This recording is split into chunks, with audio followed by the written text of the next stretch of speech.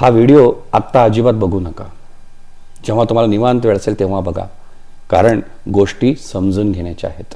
प्रत्येक नर हा नारायण पदापर्यंत पोहोचू शकतो एवढी आध्यात्मिक ऊर्जा प्रत्येकामध्ये आहे. फक्त आवश्यकता आहे ती संस्कारांच्याद्वारे ही आध्यात्मिक ऊर्जा जागृत करण्याची. म्हणूनच सनातन धर्मशास्त्र मानवी जीवनामध्ये 16 संस्कारांचं महत्त्व सांगतो. हे 16 संस्कार कोणते आहेत, कधी केले पाहिजे आणि कशासाठी केले पाहिजे हे आपण बघणार आहोत. आपण बाळ जन्माला घालत आहोत, तर आपल्या बाळावर हे 16 संस्कार झालेच पाहिजे यासाठी आपण जाणून घेऊया. पहिला संस्कार आहे गर्भाधान संस्कार. उत्तम संतती प्राप्तीसाठी जेव्हा पती पत्नी पहिल्यांदा एकत्र येतात तेव्हा हा संस्कार केला जातो. एक आदर्श संतती निर्माण व्हावी यासाठी हा संस्कार केला जातो. दुसरा संस्कार आहे पुंसवन संस्कार. हा गर्भधारणेनंतर 2ऱ्या किंवा 3ऱ्या महिन्यात केला जातो. कशासाठी? तर गर्भाचे आरोग्य आणि योग्य विकास होण्यासाठी प्रार्थना केली जाते. सीमांत नयन संस्कार म्हणजेच डोहाळे जेवण कधी करतात? गर्भधारणेच्या 6व्या 7व्या किंवा 8व्या महिन्यामध्ये. कशासाठी करतात? तर आई आणि गर्भाच्या संरक्षणासाठी, सुदृढ सशक्त आणि बुद्धिवान बालकाच्या जन्मासाठी. बाळ जन्माला आल्यानंतर चौथा संस्कार केला जातो, तो म्हणजे जातकर्म संस्कार. बाळ जन्माला आल्या आल्या हा संस्कार नालछेदनापूर्वी केला जातो. नवजात बाळाचे स्वागत आणि आयुष्य शुभ व्हावे यासाठी हा संस्कार केला जातो. 5वा संस्कार आहे नामकरण संस्कार.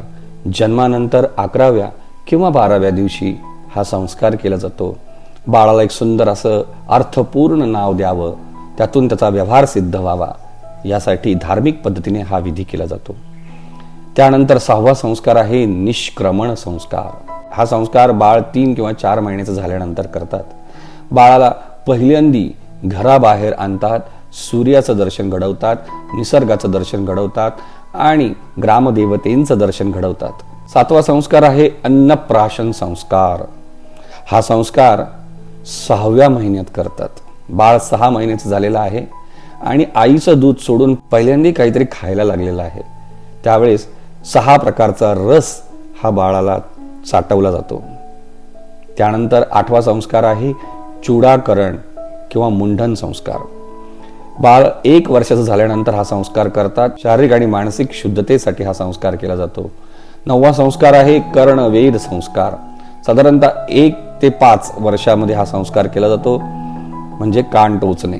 बाळाचं आरोग्य आणि काही आयुर्वेदिक लाभ त्याला होण्यासाठी हे कान टोचले जातात.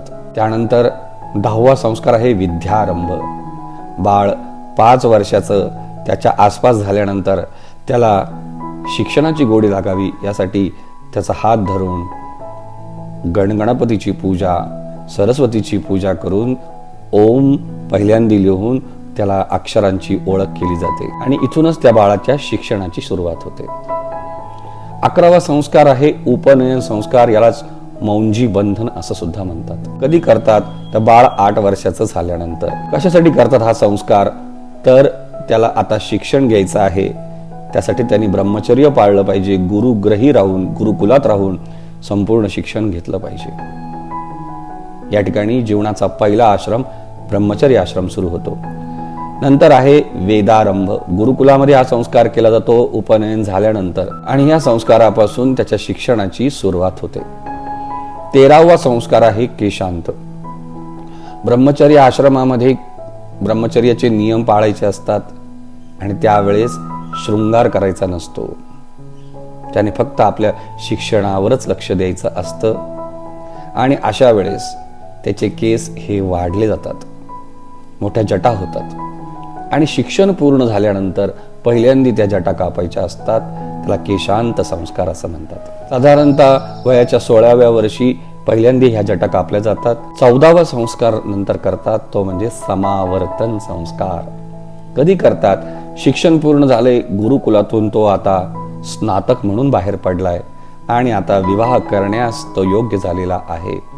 अशा वेळेस समावर्तन किंवा सोडमुंज हा संस्कार केला जातो. 15वा संस्कार केला जातो, तो म्हणजे विवाह संस्कार. योग्य वयामध्ये आल्यानंतर त्याचा विवाह केला जातो. गृहस्थाश्रमात तो प्रवेश करतो. धर्म, अर्थ आणि काम हे 3 पुरुषार्थ साधण्यासाठी हा विवाह केला जातो. आणि 16वा संस्कार, अंत्येष्टी संस्कार कधी करतात तर मृत्यूनंतर. आपल्या मृत शरीरावर हा शेवटचा संस्कार केला जातो.